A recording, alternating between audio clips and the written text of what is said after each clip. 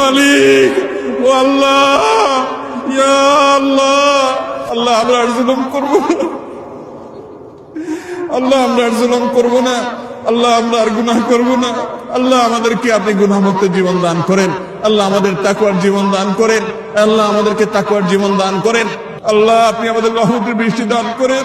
আল্লাহ আমাদের আর কোনো রব নাই, আল্লাহ আমাদের আর কোনো যাওয়ার জায়গা নেই।